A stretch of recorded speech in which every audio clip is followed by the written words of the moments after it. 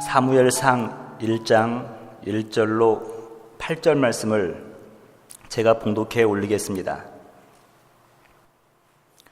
에브라임 산지 라마다임 소빔에 에브라임 사람 엘가나 하는 사람이 있었으니 그는 여로함의 아들이요 엘리후의 손자요 도후의 증손이요 숲의 현손이더라. 그에게 두 아내가 있었으니 한 사람의 이름은 한나요 한 사람의 이름은 분인나라. 분인나에게는 자식이 있고 한나에게는 자식이 없었더라. 이 사람이 매년 자기 성읍에서 나와서 실로에 올라가서 만군의 여호와께 예배하며 제사를 드렸는데 엘리의 두 아들 홈니와 비느하스가 여호와의 제사장으로 거기에 있었더라. 엘가나가 제사를 드리는 날에는 제물의 분깃을 그의 아내 분인나와 그의 모든 자녀들에게 주고 한나에게는 갑절을 주니 이는 그를 사랑함이라. 그러나 여호와께서 그에게 임신하지 못하게 하시니 여호와께서 그에게 임신하지 못하게 하심으로 그의 적수인 분인나가 그를 심히 격분하게 하여 괴롭게 하더라. 매년 한나가 여호와의 집에 올라갈 때마다 남편이 그같이 하매 분인나가 그를 격분시키므로 그가 울고 먹지 아니하니 그의 남편 엘가나가 그에게 이르되 한나여 어찌하여 울며 어찌하여 먹지 아니하며 어찌하여 그대의 마음이 슬프냐 내가 그대에게 10 아들보다 낫지 아니하냐 하니라. 아멘. 오늘은 세상의 선물 복음 8번째 시간으로 복음은 하나님의 것으로 만족하는 것이다 라는 제목으로 말씀을 나누도록 하겠습니다. 하나님께서 선택하시고 사용하시는 방식은 세속적인 방법과 약간의 차이가 있는 것 같습니다. 세상에서는요, 자신감도 있고 유명하고 똑똑한 사람들을 원합니다. 하지만 제 아무리 실력 있는 사람일지라도 교만해지는 순간 하나님께서는 사용하지를 않습니다. 이러한 사람이 바로 사울과 같은 인물입니다. 반면에 약하고 무명인이지만 겸손하고 하나님을 의지하는 사람들은요, 세상적으로 볼 때 별 매력이 없어요. 하지만 하나님은 이러한 사람들을 귀하게 여기시고 사용을 하십니다. 다윗이 이러한 사람이었어요. 다윗은 아버지의 눈에는요, 어리기만 어린 말째예요. 말째. 또 양치기에 불과했지만 하나님은 그의 마음의 중심을 보시고요, 하나님을 대한 열망, 사랑을 보시고 흡족히 여기신 것을 보게 됩니다. 또 하나님께서 사용하시는 부류 중 하나가 다름 아닌 상처 입은 자들을 사용하십니다. 상처 입은 자들이야말로 또 다른 치유자가 될 수 있기 때문입니다. 예수님께서는요, 십자가에서 너무도 많은 상처를 받으셨어요. 그래서 또 다른 치유자가 될 수 있었던 것입니다. 한국 여인의 심성 중에서 잠재적으로 가지고 있는 것이 한이라고 합니다. 남성도 있는 것 같아요. 어릴 적에 제가 고모 집에 방문할 때면요, 저희 고모가 달려오시면서 재성이 왔냐 하시면서 엉엉 우시는 거예요. 여러분, 반가우면 웃으셔야 되는데 우시는 모습을 보고 저는 이해할 수가 없었습니다. 어머니들은 자식의 대학 합격 소식을 듣고 울먹이며 말을 잇지 못합니다. 젊은 여성들 또한 예외가 아닙니다. 아이돌 소녀 가수들은요, 수상 소식을 듣고 눈물을 글썽거리는가 하면 엉엉 울기도 합니다. 누가 가르쳐주지도 않았는데 한국 여인만이 가진 특수한 기질이라고 할 수 있습니다. 학자들은 이것을 분석하기를 수천 년에 걸쳐서 외세의 침략과 가난, 또 여인으로서 억울함 등을 경험하면서 쌓인 잠재적인 정서라고 합니다. 그런데 제가 최근에 읽은 글 중에서 하나가 뭐냐면, 이 한국 여인의 한이 한국 기독교 부흥의 원인 중에 하나라는 것이에요.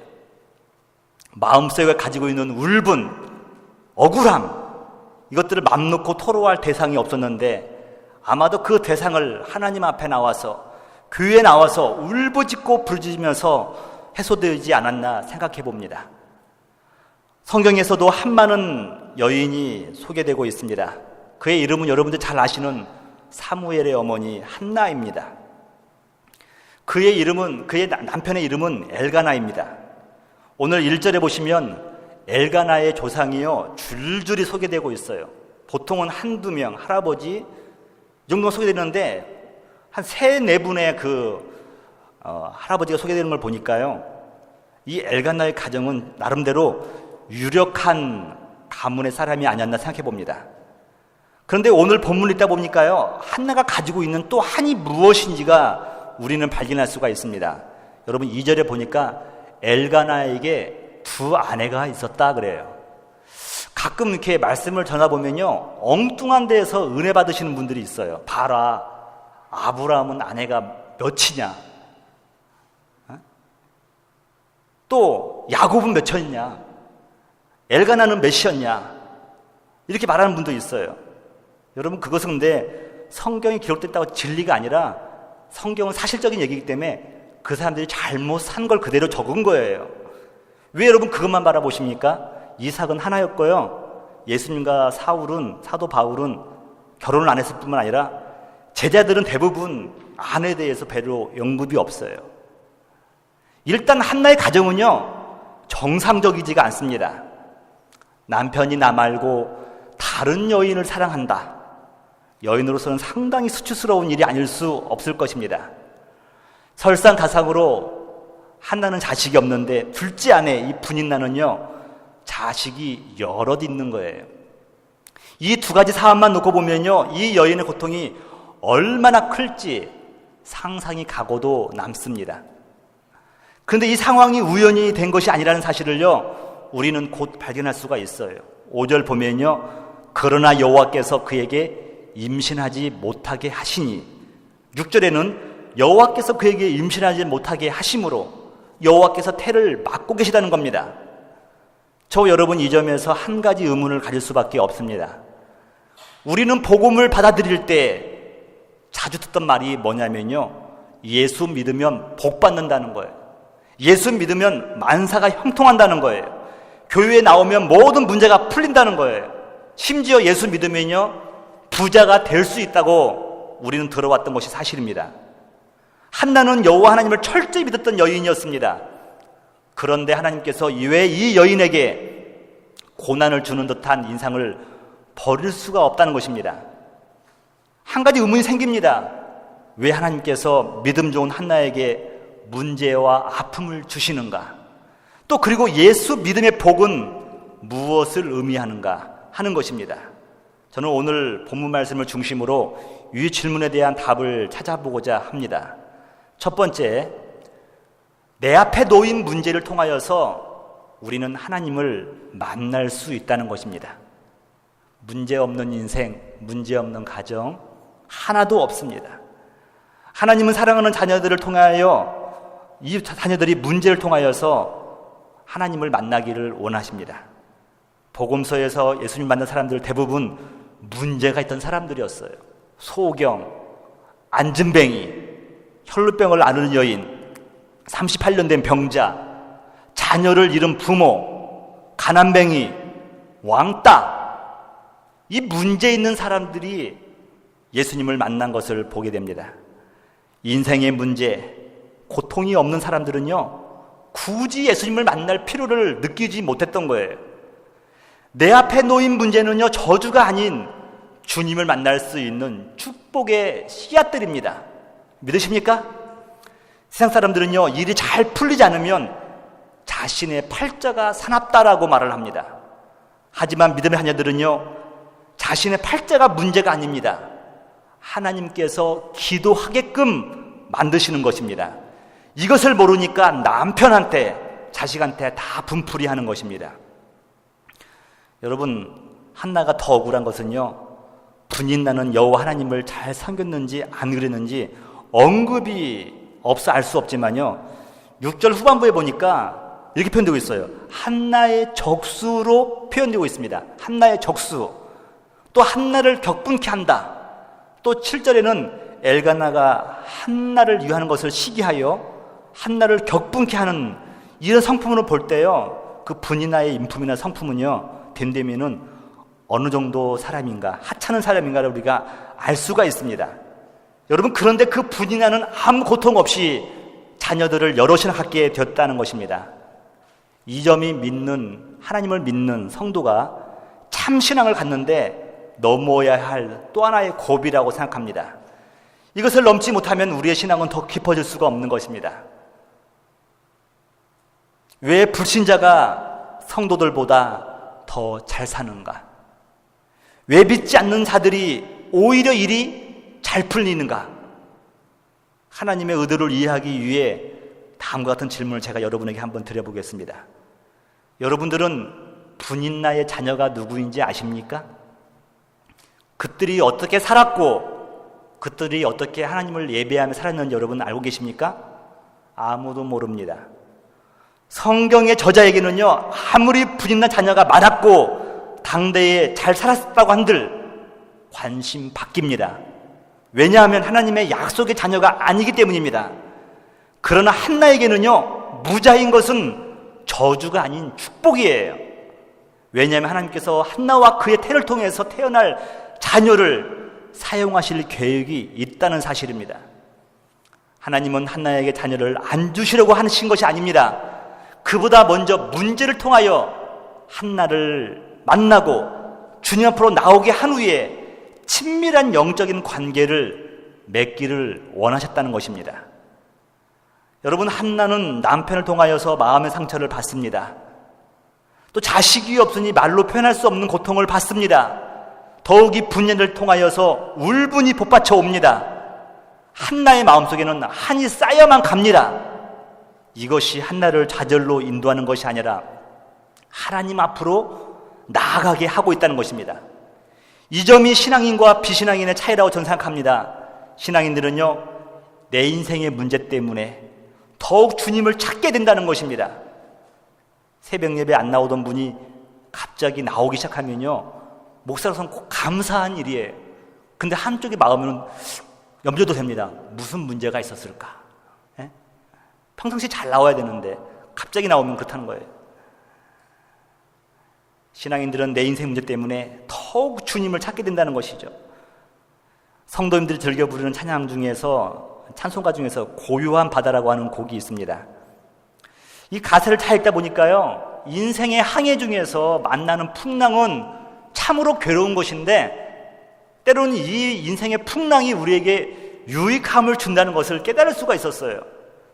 찬송가 373장이죠. 제가 노트에 적었는데 한번 보실래요? 1절 보시면 고요한 바다로 저 천국 향할 때, 철로 역정이잖아요. 주 내게 순풍 주시니 감사합니다. 여러분, 문제 없는 거, 편안한 삶도 감사할 일이에요. 근데 여러분, 우리 인생이 1절로만 끝나면 좋으려만 그렇지 않아요. 2절이 온다는 거예요. 큰 물결 일어나 나 쉬지 못하나. 여러분, 문제 있으면 사건이 뻥뻥 터지는 겁니다. 자녀가 그렇고, 비즈니스도 그렇고, 인간관계도 그렇고, 여기서 뻥뻥 터지는데 감당할 수가 없잖아요. 큰 물결 일어나 나 쉬지 못하나. 근데 여러분, 결론이 뭐냐 이거예요. 이 풍랑으로 인하여 더 빨리 갑니다. 믿으십니까, 여러분? 여러분들의 때로는 인생에 풍랑이 올 때요, 감사해야 되는 거예요. 4절을 보니까요, 이 세상 고락간, 고통이나 즐거움이나 이 모든 것을 주뜻으로 받들고 내 몸이 의지 없을 때에, 믿을 만한 것이 없을 때에 주님만 의지하게 큰 믿음 주소서. 고요한 바다의 찬양 아닙니까? 하나님은 우리 앞에 놓여진 인생의 문제를 통하여서 우리를 만나기를 원하시는 거예요. 따라서 믿음의 자녀들에게는요, 내 앞에 놓여있는 문제가 저주가 아닌, 팔자 문제가 아닌 축복의 씨앗들이라는 것입니다. 사랑하는 성도 여러분, 원하지 않는 일, 열악한 환경 속에서 오히려 주님 만날 기회임을 깨달으시고 낙심하지 마시고 굳센 믿음으로 승리하시기를 주님의 이름으로 축원합니다. 두 번째로는요, 성도는 현실적 복에 만족하는 존재가 결코 아니라는 것이에요. 하나님의 자녀들은 세상의 것으로 배부를 수가 없다는 것입니다. 예시당초 하나님께서 그것으로 만족할 수 없는 존재로 인간을 만드셨어요. 아담과 이브를 보니까요, 가질 것도 많았어요. 금은 보석이 다 자기 거다들이잖아요. 먹을 모든 과일들이 자기 것들이잖아요. 동물들이 자기 것들이잖아요. 근데 여기에 만족하지 못하고 자꾸 유를 바라보는 겁니다. 영적인 것을 바라보는 거예요. 그게 뭐예요, 여러분? 무엇이 선인가? 무엇이 악인가? 선악과 아닙니까? 그래서 형이상학적인 거, 형이하학이 아니라 형이상학적인 거, 이런 것에 관심을 갖게 되는 거예요. 이게 좋은 건지 나쁜 건지 모르겠어요. 여러분, 한나의 믿음의 특징을 한마디로 말한다면은 현세적인 복에 만족하지 않는 여인이었습니다. 본문에서 한나가 누리는 현실적 복 두 가지를 언급하고 있는데요. 하나는 물질의 넉넉함이었어요. 여러분 4절 5절 보니까요, 엘가나가 한나에게는요 분깃을 갑절로 줬다 그래요. 다른 사람보다 2배를 더 가졌다는 거예요. 여러분, 물질은 잠시 우리에게 편안함을 줄 수 있습니다. 그러나 우리 마음 가운데 궁극적인 평안을 주지는 못해요. 만약 물질이 행복의 조건이라고 한다면요, 재벌들이야말로 가장 행복한 사람들이지 않겠습니까? 하지만 요즘 재벌들은요 한결같이 다 떨고 있다고 합니다. 물질의 넉넉함이 우리를 영적 행복함으로 인도할 수 없음을 저와 여러분들은 깨달으셔야 돼요. 그 다음으로 한나가 누릴 수 있는 현실적인 복은 뭐냐면요, 남편의 사랑과 위로예요. 5절에 보니까 그를 사랑함이라. 8절 보니까 어찌하여 울며 어찌하여 먹지 아니하며 어찌하여 그대의 마음이 슬프냐, 내가 그대에게 10 아들보다 낫지 아니하랴. 여러분, 유대인이나 우리 한국 사람들이나 전부 다 이렇게 비슷해가지고 성품 비슷해서 공적으로 아내를 사랑하는 것을 표현 잘 못해요. 하면은 아내들이 알아들어야 돼요. 아, 나를 사랑한다는 말이구나. 알아들으면 되는 거예요. 근데 여러분, 성경에서 굳이 이렇게 표현을 합니다. 엘가나가 한나를 더 사랑하여 10 아들보다 내가 더 낫지 않냐. 그 앞에서 재롱을 피는 거예요, 여러분. 여러분, 여인이라면 부러워할 만한 남편의 사랑과 위로 아닐까 생각해 봅니다. 물질의 넉넉함 왜 복이 아니겠습니까? 남편의 사랑과 위로 왜 축복이 아니겠습니까? 하지만 이러한 현실적 축복으로 한나의 영적 갈급함을 채울 수가 없었습니다. 한나의 소원은요, 남편의 사랑과 위로보다는 하나님의 것, 하늘의 신령한 것으로 갈급한 심령을 채우기를 원하는 여인이었습니다.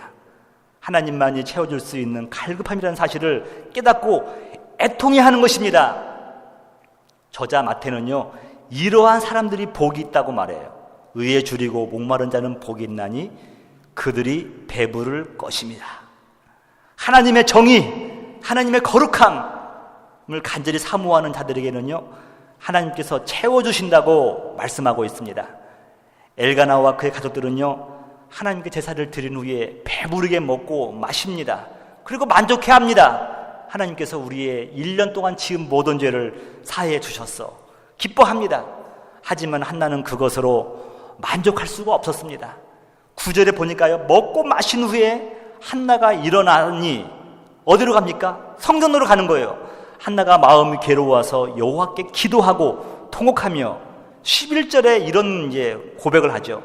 만약 자녀를 주신다고 한다면 나시린으로서, 하나님의 구별된 자녀로서 키우겠노라고 하는 서원을 합니다. 여러분, 하나님은요, 한나가 이 고백을 할 때까지 기다려 주신 거예요. 태의 문을 막고 계신 거예요. 여러분, 단순히 이 순간만 모면하기 위해서 하는 기도가 아닙니다. 우선 응답을 받고보자 하는 식으로 하는 기도가 아닙니다. 진심 어린 기도였어요. 간절한 기도였어요. 소원이었어요.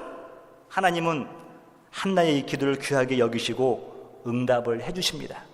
그 자녀가 바로 이스라엘의 신정국가에서 왕정국가로 넘어갈 때 귀하게 쓰임받은 선지자 사무엘이지 않습니까? 세상의 것이 아닌 하나님의 것으로 배부르기를 원한 한나의 소원이 사무엘을 통해서 이루어지는 겁니다. 사랑하는 성도 여러분, 한나의 신앙에서 우리가 배울 수 있는 것은 무엇입니까? 저는 개인적으로 또 우리 고국교회나 이민교회가 이 한나의 모습을 통하여서 배울 수 있는 점이 있다고 생각을 해요. 어쩜 우리는요, 현세적으로 하나님께 주신 축복만을 누리면서 만족해하고 있지는 않는지 우리의 자신의 모습을 되돌아봐야 됩니다. 분인나의 모습으로 살아갈 것인지 아니면 하나님 앞에서 나의 영적인 고통과 영적인 결핍을 호소하며 부르짖을 것인지 우리는 이 시간 결단을 내려야 합니다. 하지만 우리에게는 이러한 부르짖음이 사라진 지가 너무 오래되지 않았습니까? 왜 그렇습니까? 가진 것이 너무도 많기 때문에 그래요. 아니면 남편의 사랑과 유도가 너무도 커서 그런지도 모르죠. 반면에 사도 베드로와 요한은요, 시간을 정해놓고 주님 나가서 부르짖고 기도하던 사람이었습니다. 그들의 간구는요, 현실적인 복, 세속적인 복이 아니었습니다. 그들이 예배 드리러 갈 때, 기도하러 갈 때 성전 미문에서 안진뱅이가 부글하면서 그들에게 무언가를 달라고 외칩니다. 무엇을 얻기를 원하는 거예요.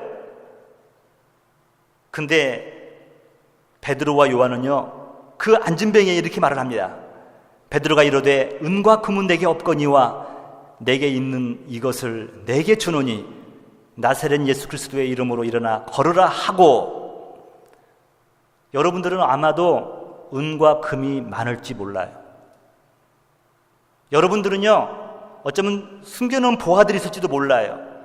오늘날 고국교회와 이민교회가 가진 것이 너무도 많을지도 몰라요. 근데 정작 있어야 될 것, 예수 그리스도의 이름의 능력은 없는 것입니다. 베드로와 요한은요, 그가 정해진 시간마다 올라가서 구한 건 다름 아닌 예수 그리스도의 이름이었어요. 예수 그리스도의 이름의 능력이었어요. 십자가의 능력이었어요. 이것만이 자신을 새롭게 할 수 있다는 것을 알았다는 것입니다. 삭개오의 회심은 우리에게 무엇이 중요한지를 알려줍니다. 예수님은 삭개오의 근본적인 문제가 무엇인지를 알고 계셨어요. 그가 사기친 거, 도둑질한 거, 그것도 다 문제지만 더 큰 문제가 뭐였는지는 알고 있었어요. 삭개오에게는요, 세속적인 물질이 그에게 관심사가 아니었어요. 명예, 세상의 성공이 아니었습니다.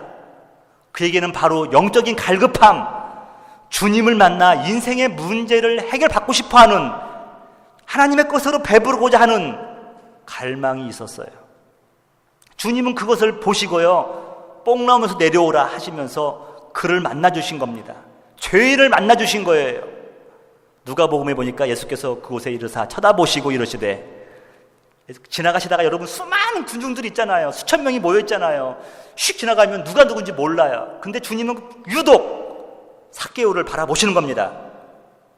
저는 그게 여러분이 되시기를 주님을 축복합니다. 훌쳐가는 것이 아니라 보시는 거예요. 쳐다보시고 이러시되 내려오너라, 내가 오늘 내 집에 유하여야 하겠다 하시니. 오늘 여러분의 가정에 예수님이 유하시는 밤 되시기를 주님 이름으로 축복합니다. 그러나 정작 우리의 가장 큰 문제는 뭐냐면요, 우리에게 무엇이 없는지, 결핍이 무엇인지를 알지 못하는 거예요. 이것을 모르니 날마다 비본질적인 것만 찾고 구하고 있다는 것입니다. 사랑하는 성도 여러분, 하나님께서 허락하신 현세적인 축복, 이것으로 만족하지 마시고요, 하나님의 의, 거룩함, 십자가의 능력, 하늘의 신령한 은혜를 날마다 간구하는 여러분 되시기를 주님의 이름으로 축원합니다. 마지막으로는요, 하나님의 이제는 약속의 말씀을 의지하고 삶에 충실해야 된다는 거예요. 여러분, 한나의 모습에서 믿는다는 것이 무엇인지를 우리는 보여주는 샘플이 한나의 생활이었어요. 여러분, 한나의 고통은요, 무척 길었습니다. 하루 이틀의 고통이 아니라요, 오랜 기간 동안 쌓였던 거예요. 오랫동안 쌓였기 때문에요, 늘 상처가 트라우마가 돼가지고 누가 무슨 한마디만 하면 상처를 받는 거예요. 그 해결이 안 되니까요. 10절에 무슨 말 하고 있냐면, 10절에 보니까요, 한나가 이런 고백을 해요. 나의 원통함과 격분됨이 많기 때문이라. 내가 왜 하나님 앞에서 울부짖는지 아십니까? 나의 원통함과 격분됨이 많기 때문이다. 오늘을 살아가고 있는 우리 이민자들이요, 다 그럴싸하게 앉아 계시지만 저도 마찬가지예요. 영어가 저를 괴롭히죠. 미국 갔더니 영어가 저를 괴롭혀요. 근데 넘어야 산이잖아요, 여러분. 여러 가지 막 우리가 알게 모르게 원통함과 격분됨이 많이 있잖아요, 여러분. 근데 그것이 하루 이틀 쌓인 게 아니라요, 산 날수만큼 쌓인 거예요. 그 길고 큰 고통을, 바로 이 고통들이요, 한나를 주님 앞으로 내모는 겁니다. 급기야 그 하나님 앞에서 그 통곡하며 울부짖게 만든 거예요. 여러분, 그런데 그 고통이 쌓인 것은 길고 긴 시간이었는데요, 하나님의 음성은, 하나님의 응답은 너무도 단순하게 오는 거예요. 너무도 심플하게 오는 거예요. 더욱이 납득할 수 없는 방법, 엘리 제사장을 통하여서 온다는 사실입니다. 엘리가 누굽니까? 만약 김동길 교수님이 이 말을 한다면, 엘리가 누굽니까? 그냥 그러잖아요, 목소리가. 엘리가 누굽니까, 여러분? 영적 게으름의 상징인 제사장 아닙니까? 여러분, 9절 보세요. 성도는 괴로워하는데요, 마음이 격분되는데, 엘리는 여호와의 전 문설주 곁 의자에 앉아 있는 사람으로 나와요. 그는 대부분 앉아 있는 제사장으로 묘사됩니다. 그 이유를 성경 저자는 이렇게 밝히고 있어요. 사무엘상 4장 18절이에요. 하나님의 괴를 말할 때에 엘리가 자기 의자에서 뒤로 넘어져 문 곁에서 목이 부러져 죽었으니, 그다음에 뭐예요? 나이가 많고 비대했기 때문이다. 여러분, 나이가 많고 비대한 까닭은 무엇입니까? 이것은 영적으로 보면요, 영적으로 무감각한 상태를 말하는 것이에요. 제사장이 성도의 아픔을 모르는 거예요. 여러분, 그 성도들이 얼마나 불쌍합니까? 그리고 엘리 제사장은요, 영적 분별력이 떨어진 사람이었어요. 성도가 기도하는지 술 취해 있는지를 분간을 못하는 거예요. 14절에 보니까 성도의 마음은 헤아리기는커녕 오히려 슬픔을 가중시킵니다. 야단만 치는 거예요. 요즘은 야단 치는 것이 목회 잘하는 것인가? 그런데 여러분, 놀라움의 극치는 뭐냐면 이거예요. 영적으로 게으르고 분별력도 없는 제사장인데, 한나의 반응이 중요한 거예요. 그 엘리 제사장의 말씀을 통해 하나님의 약속이 임했다는 사실입니다. 이게 여러분들에게 지금 마음에 스트로크를 줘야 돼요. 저 여러분들은 사람을 바라보잖아요. 17절에 보세요. 17절에 보면 이렇게 나와 있어요. 엘리가 대답하여 이르되 평안히 가라. 이스라엘의 하나님이 내가 기도하여 구한 것을 허락하기를 원하노라. 끝. 여러분, 한나는 이렇게 엘리에게 말을 합니다. 18절에 보시니까요, 이르되 당신의 여종이 당신께 은혜 입기를 원하나이다 하고, 중요한 건 바로 가서 먹고 얼굴에 다시는 금신빛이 없더라. 제가 질문하겠습니다, 여러분에게. 엘리의 능력이 신통방통합니까? 아니면 한나의 믿음이 위대합니까? 사람들은요, 이것을 모르기 때문에 신통한 사람들을 쫓아다니기에 급급해요. 뭐 역사가 이루어진다고 한다면 몰려가기 급급해요. 저는 이것이 한국교회의 고질병이라고 저는 생각합니다. 1차적으로 응답하신 하나님의 위대함입니다. 그 다음에는요, 한나의 믿음 역시 대단함을 느낄 수 있습니다.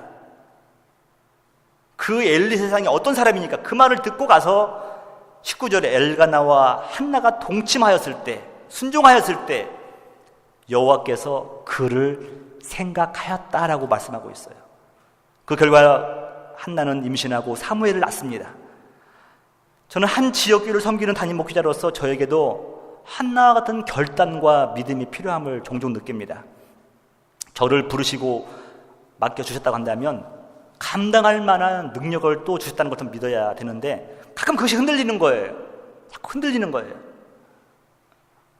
사랑하는 성도 여러분, 말씀을 마치면서 복음의 능력은요, 우리를 구원할 뿐만 아니라 우리를 고통 중에서라도 하나님 앞으로 인도하는 능력이 있습니다. 세상의 것으로 만족하는 것이 아니라 이제 하나님의 것, 하늘의 신령한 것으로 만족해 하시는 여러분 되시기를 주님의 이름으로 축복합니다. 다 같이 일어나셔서 우리 결단의 찬송